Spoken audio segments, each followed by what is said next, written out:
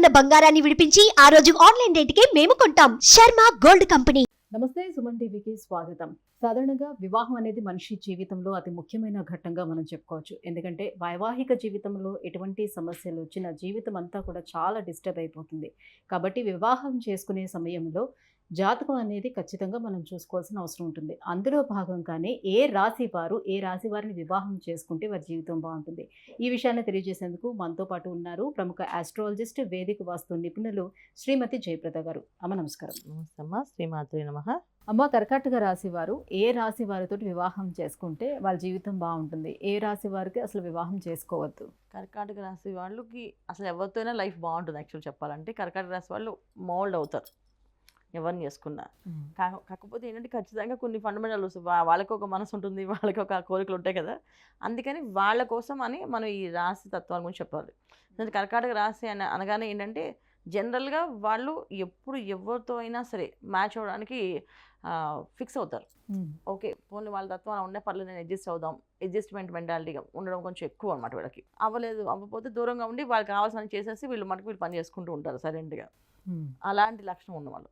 కాకపోతే ఏంటంటే మనం ఇక్కడ అన్ని రాశి లక్షణాలు చెప్పుకుంటాం కనుక కర్కాటక రాశి వాళ్ళు ఖచ్చితంగా మిథున రాశి వాళ్ళని చేసుకోకూడదు, సింహరాశి వాళ్ళని చేసుకోకూడదు. జనరల్గా మిథున రాశి అంటే బుధుడు, సింహరాశి అంటే రవి, సో చంద్రుడు కదా, ఈ ముగ్గురు ఫ్రెండ్లీ నెంబర్స్ కదా, ఎందుకు చేసుకోకూడదు అని డౌట్ రావచ్చు ఎవరికైనా. కానీ ఇక్కడ ఫ్రెండ్లీ నెంబర్స్ కంటే కానీ కొన్ని మనస్తత్వాలకు తగ్గట్టుగా వాళ్ళ ఆలోచన విధానాలు బాగుండవు, అందుకని చేసుకోవద్దని చెప్తాం. సో ఎంత ఫ్రెండ్లీ నెంబర్స్ అయినా ఫ్రెండ్స్గా ఉండొచ్చు, కానీ ఒక జీవితం పంచుకోవాలంటే మాత్రం ఒక ఆలోచన విధానం మ్యాచ్ అవ్వాలి కంపల్సరీగా. సో ఆ విషయంలో ఈ రెండు రాశులు ఫెయిల్ అవుతాయి కర్కాటక రాశి వాళ్ళతోటి. అది సో మిథున రాశి వాళ్ళతో వ్యాపారాత్మకంగా ఉంటుంది, ఏ విషయమైనా వాళ్ళతోటి ఏదైనా బిజినెస్ డీల్లో మాట్లాడుతుంటారు. ఇటు సింహరాశి వాళ్ళేమో ఏదైనా సరే వాళ్ళకి అనుకూలంగా చేయాలని చెప్తుంటారు. సో ఇక్కడ వీళ్ళు చేసుకున్నాను, కర్కాటక రాశి వాళ్ళు చేసుకున్నాను అనుకోండి, వీళ్ళకి అడ్జస్ట్ అవ్వాలి, వాళ్ళకి అడ్జస్ట్ చేస్తారు వీళ్ళు, కానీ వీళ్ళకి కావాల్సి మాత్రం ఎప్పటికీ రాదు, జరగదు, అందుకని చేసుకోవద్దని చెప్తాం.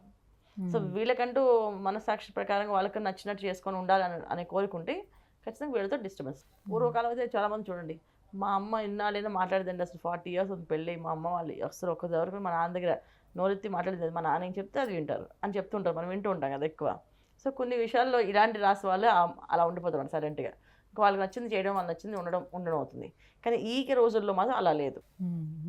అందువల్ల చాలామంది పెళ్ళవగానే డివోర్స్ రావడం కానీ, కొన్నాళ్ళ తర్వాత నాకు నచ్చలేదు చెప్పి విడిపోవడం కానీ జరగడం కారణం ఏంటంటే మెయిన్ ఏంటంటే ఈ రాశి తత్వాలు. సో ఈ లక్షణాలు కలిసిన వల్ల ఒకప్పుడు అన్నీ జరిగాయి, ఇప్పుడు జరగవు. ఇప్పుడు దేనికి జరగట్లేదు, ఏ విషయంలో జరగట్లేదు, ఒప్పుకోవట్లేదు అసలు పిల్లలు. అసలు పేరెంట్స్ తోటే ఎదురు చెప్తున్నారు. కొంచెం సహనం అనేది తగ్గిపోతూ వస్తుంది, ఆటోమేటిక్గా తగ్గిపోతుంది. సహనం అనేది ఉండేది అని చెప్పుకోవడం తప్ప అసలు ఎవరి దగ్గర ఉంది సహనం? ఎవరి దగ్గర లేదు. ఎంత సహనంగా వీళ్ళు ఉందాం అనుకున్నప్పటికీ ఉండలేరు, ఈ కాలం అలా ఉంది మనకి. అందువల్ల ఏంటంటే డిఫరెంట్గా చేసుకోవద్దని, చేసుకోవడం వల్ల వచ్చే నష్టాలు, ఇబ్బందులు ఏంటంటే మిథున, ఇటు సింహం అసలు చేసుకోవద్దు. తర్వాత వీళ్ళు కర్కాటక వాళ్ళు తులకొని పడదు, తులకొని చేసుకోకూడదు. అది తుల రాశి వాళ్ళు చేసుకోవచ్చామంటే అది కూడా చేసుకోలేము వాళ్ళు, ఎందుకంటే వాళ్ళ తత్వం వీళ్ళ తత్వం ఆలోచన విధానం మళ్ళీ కొంచెం ఇంచుమించు ఒకేలాగా ఉంటాయి ఎక్స్పెక్టేషన్స్ అన్ని. సో ఇద్దరు రీచ్ అవ్వలేరు, అందుకని చేసుకోవద్దని చెప్తాం. ఓకే, సేమ్ గుణం కూడా ఉండకూడదు, సేమ్ స్వభావాలు కూడా ఉండకూడదు. సో ఇద్దరు సెన్సిటివ్నెస్ ఉంటుంది, ఇద్దరు మనస్తత్వాలు కొంచెం మ్యాచ్ అవుతుంటాయి, ఇద్దరు కొంచెం ఆలోచన విధానంలో ఇద్దరు ఏ విషయమైనా సరే అంటే తను చెప్తే ఫస్ట్ విందాం అని అనుకుంటారు, తను చెప్తే విందాం అని వీళ్ళు. సో అలా ఎప్పటికీ అది జరిగే పని కాదు, దానివల్ల ఇబ్బంది, అందుకే చేసుకోవద్దని చెప్తాం. సో కర్కాటక రాశి వాళ్ళు చేసుకునేది అండర్స్టాండింగ్ బాగుండేది ఏంటంటే మీనరాశి వాళ్ళు. సో ఏ విషయమైనా క్లారిటీగా తెలుసుకోగలుగుతారు, వీళ్ళకి కావాల్సిన విధంగా వాళ్ళు చేయగలుగుతారు, వాళ్ళకి కావాల్సిన విధంగా వీళ్ళు చేయగలుగుతారు. సో చాలా హ్యాపీ లైఫ్ అంటే మీనరాశి వాళ్ళతో చాలా బాగుంటుంది. సో అలా చేసుకుంటే బ్రహ్మాండంగా ఉంటుంది. ఇంకా మీనరాశి కాకుండా ఇంకా ఏ రాశులు వాళ్ళకి సెట్ అవుతాయి? మెయిన్ మీనరాశి అంటే చాలా బాగుంటుంది మీనరాశి వాళ్ళకి. ఫస్ట్ పొజిషన్ పర్ఫెక్షన్ గా హ్యాపీగా, మిగతా అన్ని అడ్జస్ట్మెంటే కర్కాటక వాళ్ళకి. అంటే కర్కాటక వాళ్ళు జనరల్గా ఏంటంటే ఎవరితో అడ్జస్ట్ అవుతారు, ఈ రాశి ఆ రాశి లక్షణం వాళ్ళకి అందరినీ అడ్జస్ట్ చేయడం అలవాటు పడ్డారు. ఎందుకంటే చంద్రుడు కారకత్వం అది. సో అది వాటర్ ప్లానెట్ అంటాం మనం. సో వాటర్ ఒక బౌల్లో వేస్తే బౌల్ ఆకారంలో ఉంటుంది, గ్లాస్ వేస్తే గ్లాస్ ఆకారంలో ఉంటుంది, ప్లేట్లు వేస్తే ప్లేట్ ఆకారంలో మారుతుంది.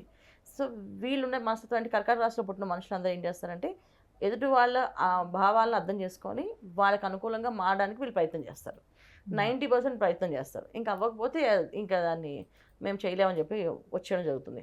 జనరల్గా కర్కాటక రాశి వాళ్ళని వివాహం చేసుకుంటే డివోర్స్ రావడం కానీ లేకపోతే విడిపోవడం కానీ జరగదు. అలా బ్రహ్మాండంగా నెమ్మదిగా అలా సాగిపోతుంది. బాగుంటే బ్రహ్మాండంగా లైఫ్ బాగుంటుంది. మాక్సిమం కాంప్రమైజ్ అయిపోయే అవడానికి తత్వం try వాళ్ళకి చేస్తారు. ఎక్కువ ఉంది కాబట్టి ఇంకా అలాంటి ఇష్యూస్ అనేది ఉండదు. రాకుండా ట్రై చేస్తారు వీళ్ళు. అది సో మ్మ్. మీనరాశి వాళ్ళు వస్తే వీళ్ళ మనస్తత్వం తగ్గట్టు వాళ్ళు బిహేవ్ చేస్తారు. ఆహా. ఓహో వీళ్ళకి ఇది నచ్చదు కదా, మనం ఇది చేయొద్దు, అది ఫీల్ అవుతుంది, చెప్పదు కానీ నాకు నచ్చదు ఈ విషయం అని చెప్పి వాళ్ళకి ఆలోచన విధానం తొందరగా గ్రహిస్తారు. అందువల్ల వీళ్ళకి చాలా బాగుంటుంది. వాళ్ళ కాంబినేషన్స్ బాగుంటాయి. మరి వ్యాపార పరంగా చూసుకునేటప్పుడు కూడా మీనరాశి వాళ్ళు వాళ్ళకి సెట్ అవుతారా? ఇంకా చక్కగా వేరే ఏమైనా రాశులు ఉన్నాయా వాళ్ళకి? చేసుకోవచ్చు, చక్కగా చేసుకోవచ్చు. కాకపోతే ఏంటంటే వ్యాపారానికి కర్కట రాశి వాళ్ళు సూట్ అవ్వరు. ఆహా, అసలు వ్యాపారమే వాళ్ళకి సూట్ వాళ్ళకి సూట్ అవ్వదు. కర్కట రాశి వాళ్ళకి వ్యాపారమే సూట్ అవ్వదు. వాళ్ళు వ్యాపారం చేసి సాధించలేరు. ఎందుకంటే వాళ్ళు ఏ విషయమైనా తొందరగా కాంప్రమైజ్ అవుతూ ఉంటారు. దానివల్ల ఏంటంటే ఎదుటి వాళ్ళని గట్టిగా అడగలేరు, గట్టిగా మాట్లాడలేరు. కేవలం ఉద్యోగాలు మాత్రమే వాళ్ళకి బాగుంటాయి. ఉద్యోగాలే చాలా బాగుంటాయి. ఓన్ ప్రొఫెషన్స్ బాగుంటాయి. చాలామంది ఓన్గా వాళ్ళు లాయర్స్, అడ్వకేట్స్, డాక్టర్స్గా ఇలా చేసుకుంటారు. సో వాళ్ళు ఎవరితో మాట్లాడే పని లేదు కదా, వాళ్ళ పని వాళ్ళు చేసుకుని వెళ్ళిపోతారు. సో అలా మ్మ్. చాలా మంచి లక్షణాలు ఉన్న రాశి ఈ కర్కాటక రాశి వాళ్ళు. కాకపోతే ఏంటంటే వాళ్ళకి కొన్ని నప్పవు. అడ్జస్ట్ అయ్యే మెంటాలిటీ ఉండడం వల్ల వాళ్ళు హ్యాపీగా లైఫ్ లీడ్ చేస్తుంటారు. సో మీరు కష్టాలు ఉన్నాయంటే ఏం లేదండి బాగానే ఉన్నాం అని చెప్తారు. ఎప్పుడు కూడా మాకు ప్రాబ్లమ్స్ ఉన్నాయని చెప్పరు. చాలామంది ప్రాబ్లమ్స్ చెప్తూ ఉంటారు. వీళ్ళు అసలు ఏమి చెప్పరు, సైలెంట్గా ఉంటారు. మ్మ్. మ్మ్. వాళ్ళ లైఫ్లో ఎన్ని ప్రాబ్లమ్స్ ఉన్నాయో మనకు వాళ్ళు చెప్తే కన్నా తెలియదు. మనం గట్టిగా వాళ్ళు బాగా కనెక్ట్ అయ్యి వాళ్ళతో బాగా ఫ్రెండ్షిప్ అయితే అప్పుడు వాళ్ళు చెప్తారు, ఇన్ని ప్రాబ్లమ్స్ పెట్టుకుని ఇంత హ్యాపీగా ఎలా ఉంటున్నావు అంటే నేనే హ్యాపీగా లేని మామూలుగానే ఉన్నాను కదా అంటారు. కానీ మనకు అలా కనిపిస్తారు వాళ్ళు. సో మొత్తానికి అయితే కర్కాటక రాశికి మీనా రాశి అయితేనే పర్ఫెక్ట్ జోడి, వ్యాపారంలో కానీ జీవిత భాగస్వామిగా కానీ. సో వీళ్ళే పర్ఫెక్ట్గా ఉంటారు. బాగుంటుంది. ధన్యవాదాలమ్మా. నమస్తే అమ్మ. శ్రీమాత్రే నమః.